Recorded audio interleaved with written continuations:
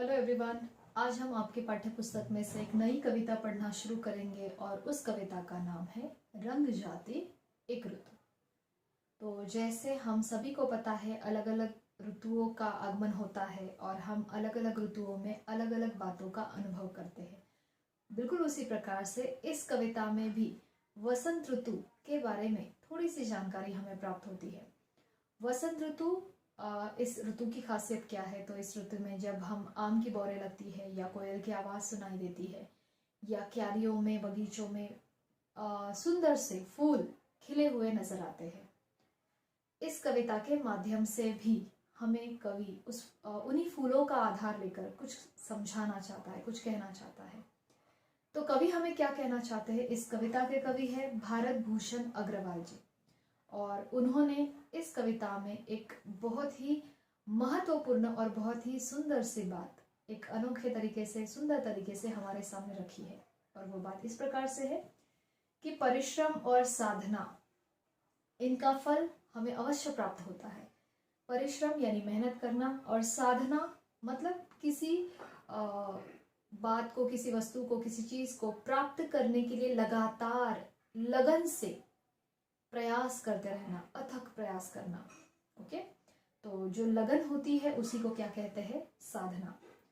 कष्ट सहकर, विघ्न बाधाओं से लड़कर की गई साधना का परिणाम फूलों की तरह सुंदर, सुगंधित और आनंददायी होता है। तो फूल के माध्यम से कवि हमें ये कहना चाहते हैं कि कुछ इस प्रकार से है कविता के भाव की जी। जब ये कवि क्यारियों में सुंदर सुंदर फूल बगीचे में खिले हुए देखते हैं, उनका ध्यान उन सुंदर खिले हुए फूलों की तरफ जाता है, तो उनका मन प्रसन्न हो जाता है। क्योंकि फूल होते ही इतने आकर्षक है, जैसे रंग बिरंगी होते हैं, जैसे खुशबूदार होते हैं, और फूल देखकर तो किसी का भी मन प्रसन्न नहीं होता है। उसी प्रकार से कवि का मन भी प्रसन्न होता है और भाव विभोर होकर, आनंदित होकर वो कह देते हैं कि धन्य है वसंत ऋतु।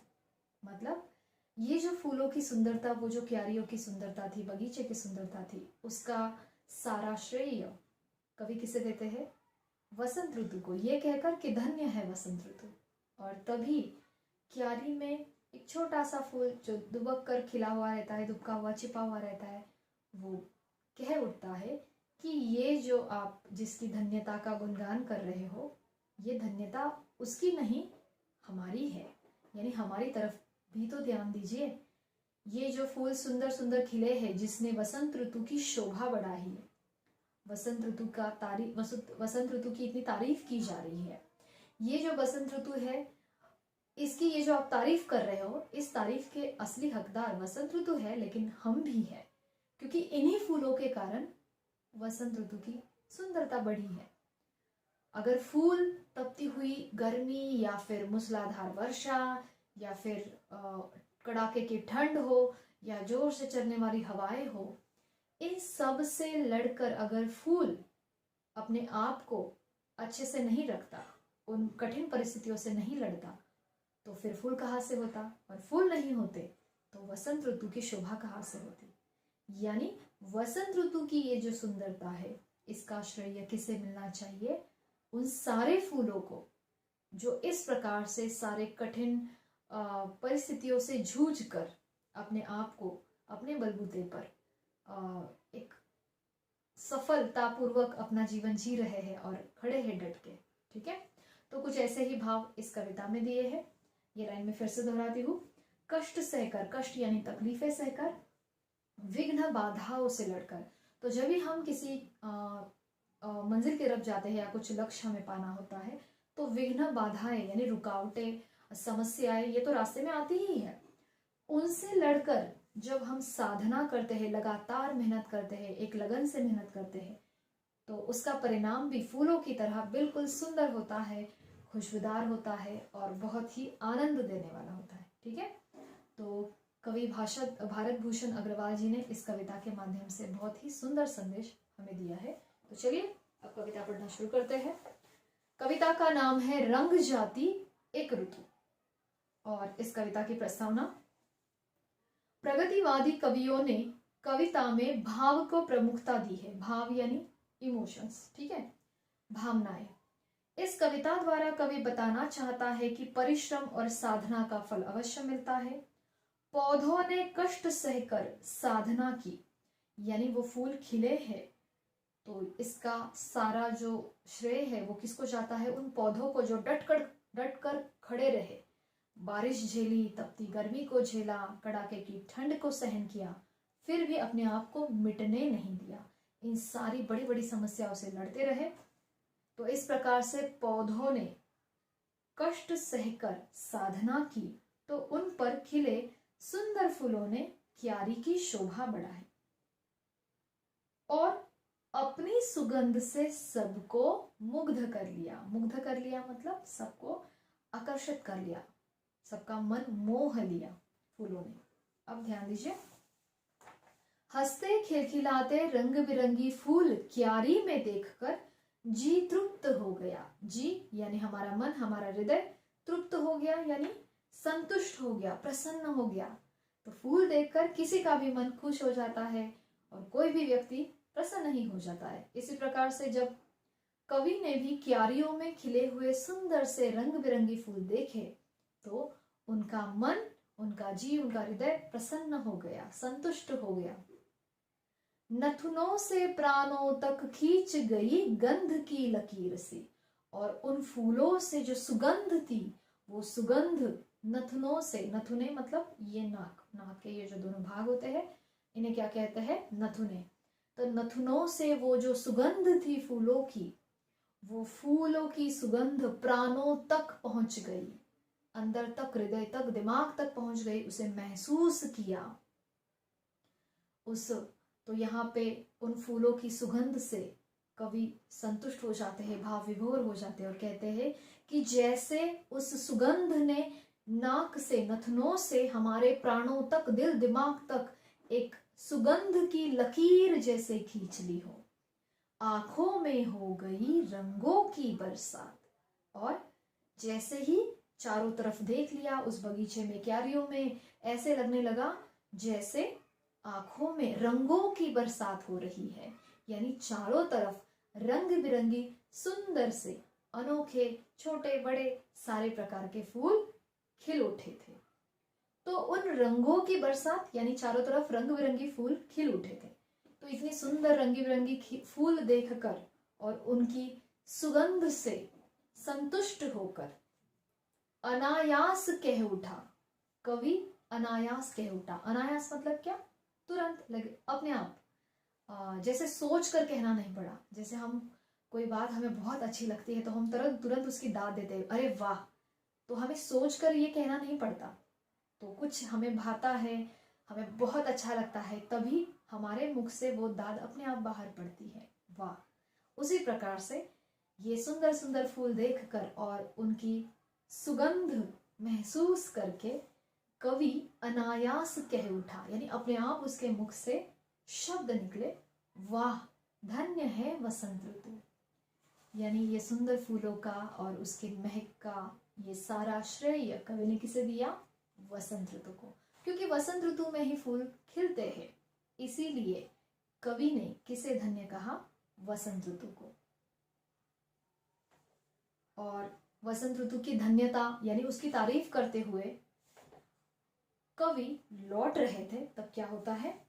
लौटने को पैर जो बढ़ाए तो क्यारी के कोने में दुबका एक नन्हा फूल अचानक बोल पड़ा। तो जैसे ही कवि वहां से लौटने के लिए आ रहे थे, उस बगीचे के उस क्यारी में एक छोटा सा कोने में एक छोटा सा नन्हा सा फूल था। दुबका मतलब छिपा हुआ सा था। अचानक बोल पड़ा। क्या बोला उसने? उस छोटे से नन्हे से फूल ने, सुनो। कवि को क्या कहा? अजी सुनिए, हम कुछ कहना चाहते हैं आपसे, सुनो। एक छोटा सा सत्य तुम्हें सौंपता हूं। तुम जा रहे हो ना, एक छोटी सी सच्चाई मैं तुम्हारे सामने व्यक्त करना चाहता हूं, तुम्हें बतलाना चाहता हूं। धन्य है वसंत ऋतु, ठीक है, मतलब तुमने वसंत ऋतु को धन्य कहा, वसंत ऋतु की तारीफ की, ये सब तो ठीक है, पर उसकी धन्यता उसकी कमाई नहीं, वह हमने रची है। जिस वसंत ऋतु को तुम धन्य कह रहे हो, जिस वसंत ऋतु की तुम तारीफ कर रहे हो, ये जो धन्यता है, ये जो तारीफ है, उसके असली हकदार हम हैं, वसंत ऋतु नहीं। यानी वो नन्हा सा फूल अपनी अपेक्षा प्रकट कर रहा है कि जिस बात का श्रेय उन्हें मिलना चाहिए वो श्रेय किसी और को क्यों दिया जा रहा है। ठीक है, तो ये भी बात हमें इस कविता से समझ में आती है, सीखने को मिलती है कि असली हकदार उस बात का या उस सफलता का, श्रेय का जो होता है, उसी को उसका श्रेय मिलना चाहिए। ठीक है, पर उसकी धन्यता, उसकी कमाई नहीं, वह तो हमने रची है। जिस धन्यता, जिसकी तारीफ आप कर रहे हो, ये धन्यता के काबिल या उसका श्रेय तो हमें चाहिए, क्योंकि हमने वो सुंदरता उसकी रची हुई है जिससे आप इतने संतुष्ट हुए हो। हमने, फूल ने कह दिया। आगे,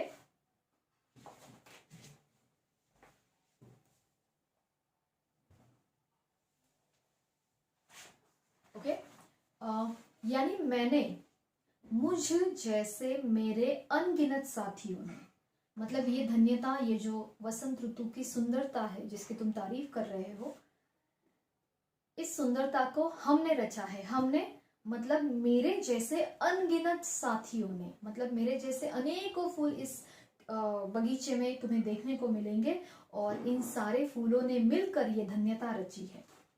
अब वो क्यों ऐसे कहता है, क्योंकि वो अपने जो कष्ट है, उनकी जो तकलीफ है कि उन्होंने ये सुंदरता बढ़ाई है, उसके लिए कितनी तकलीफें सहन की है, वो आगे बताया है।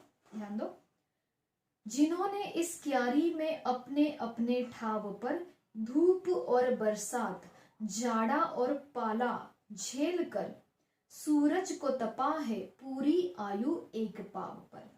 तो इस क्यारी में जितने भी ये छोटे छोटे पौधे हैं, इन सब ने अपनी अपनी जगह पर, अपने अपने स्थान पर पता नहीं कितनी तकलीफों को सहन किया है। अब कौन कौन सी तकलीफें? तो जब तपती गर्मी होती है तो सूर्य की तेज किरणों को, उस तपती गर्मी को हमने सहन किया है। तो कभी बरसात के मौसम में मूसलाधार बारिश होती है, उस मूसलाधार बारिश को भी हमने सहन किया है। जाड़ा, जाड़ा मतलब क्या? ठंड। तो कभी कड़ाके की ठंड पड़ती है, उस कड़ाके की ठंड में भी हम कितनी बार ठिठुरते रह गए, लेकिन हमने उस ठंड को भी सहन कर लिया। पाला झेल कर, पाला मतलब क्या? जैसे बहुत जोर से आंधी तूफान हवाएं चलती है, तो उस बात को भी हमने झेला है, हमने सहन किया है। इतनी सारी तकलीफों को हमने सहन किया है। सूरज को तपा है पूरी आयु एक पाव पर, और सूरज की तपी हुई गर्मी को हमने हमेशा एक पैर पर खड़े रहकर सहन किया है। तुमने ऋतु को बखाना, तुमने तो हमारी तकलीफें देखी नहीं, तुमने किसका बखान किया? ऋतु का। बखाना यानी तारीफ की। तुमने तो ऋतु को बखाना, यानी तुमने तो बस ऋतु की तारीफ कर ली, पर क्या कभी पल भर भी सोचा कि क्या पल भर भी तुमने ये सोच सके तुम उस लौ को भी देख सके जिसके बल पर मैंने और इसने और उसने, यानी मेरे एक एक साथी ने मिट्टी का अंधेरा फोड़कर सूरज से आंख मिलाई है। यदि तुम उसे यदि जानते तो तुमसे भी रंग जाती एक ऋतु। यहाँ पर फूल जो है वो क्या कहता है कि तुमने वसंत ऋतु की धन्यता का बखान कर लिया, उसकी तारीफ भी कर ली, ठीक है, पर क्या कभी एक पल भी तुम उस लौ को देख सके?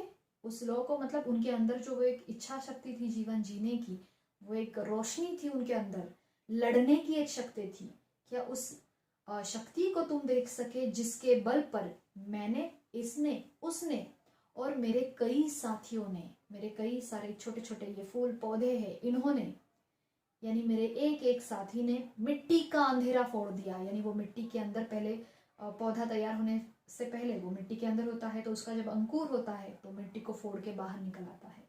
इसलिए वो क्या कहते हैं कि इतने सारे पौधे हैं, सबने, हमने मिट्टी का अंधेरा फोड़कर हम बाहर निकल आए हैं, बिना डरे, बिना किसी से झिझके, बिना घबराए, और सूरज से हमने आंख मिलाई है।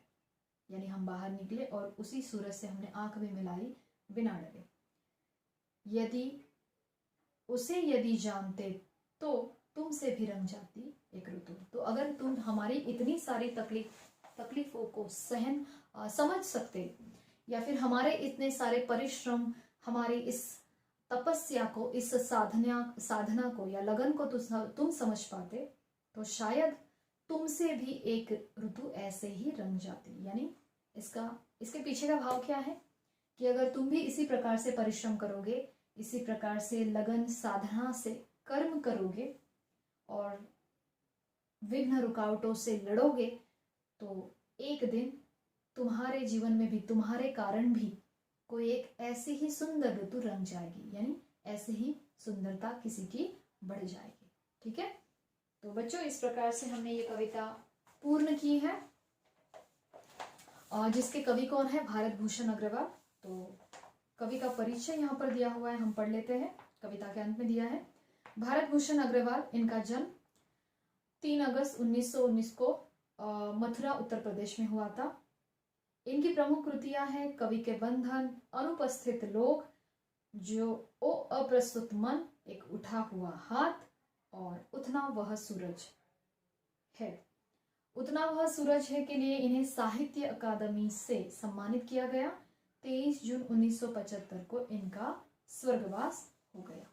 तो कविता बहुत छोटी सी है लेकिन बहुत सुंदर है, और बहुत ही सुंदर बातों का हमें अनुभव कराती है।